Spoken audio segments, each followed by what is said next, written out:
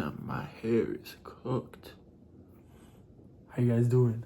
This YouTube channel is gonna be the same type of content I was making on my Instagram and my TikTok, except just longer form. Honestly, excited to post these videos. I feel like my time limit on TikTok and Insta is just too short. I like to have a longer, more yappable time limit, you know? But anyways, let me get into it, not to waste your time. Rejection and failure are the most necessary parts of life. They're both required to make it far and become successful. And the reason I believe this is because without rejection and without failure, you never learn from your mistakes. You never learn how to improve upon the way you speak and the way you act to get people to want to do things for you. For example, when getting an interview for a job, if you get rejected, chances are either you weren't the best candidate or you didn't have the best interview, which also means you weren't the best candidate. So either way, you're gonna have to improve upon the way you speak and the way you talk and the actions that you have to try and be more convincing, sell yourself more. In this video, I'm not gonna be talking about all points of rejection, although they're all important. I think the relationship side of rejection is have a different ballgame. It has different demeanor, different attitude, but again, it's still rejection. So it's still you getting something from them. So you're applying yourself to them. You're trying to sell yourself to them. And honestly, I think I'm one of the most knowledgeable people about rejection. I've gotten rejected throughout every year, every stage of my life. Even my ex-girlfriend rejected me before we ever got together. Fun fact. But I think I'm going to be talking about my first ever rejection from a sports team. This is back in like 6th grade.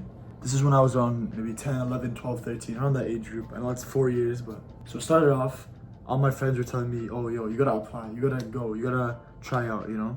And I was like, you know what, screw it. I was a nice, chubby, short Arab kid, you know? I wasn't athletic at all. I had zero athleticism. All I wanted to do was stay inside and play Fortnite. But you know what? You have to give it a chance. So I went, I tried out. First day, more like kind of a get to know a skill level day. They kind of showed us how to bump, they showed us how to set, showed us how to spike. I was not spiking. As like a 5'2" chubby kid, I was not spiking. They also showed us how to serve too. I was nice at serving, in my opinion.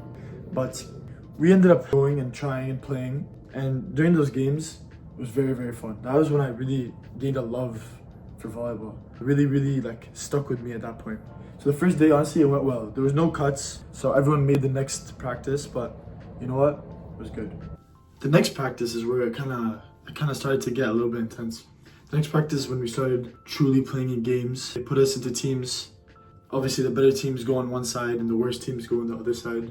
I think you can guess where I went.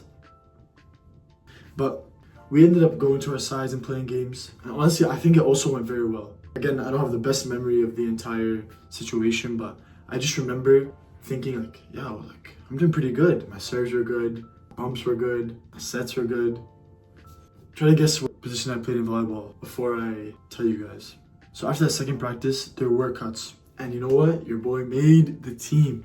I remember we had to go check outside the office of the coaches, and they had a piece of paper they printed out with the names of all the people who made the team and which team you made. So it was like A team, B team, and then there was like the honorable mentions, reserves type of people.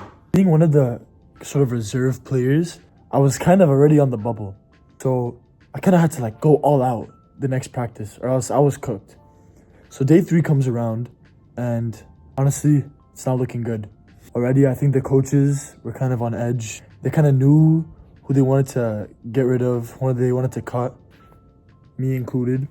And so sadly, after that third practice, they, instead of doing the paper cuts, they went and told all the people that they were cutting. And guess who they called up?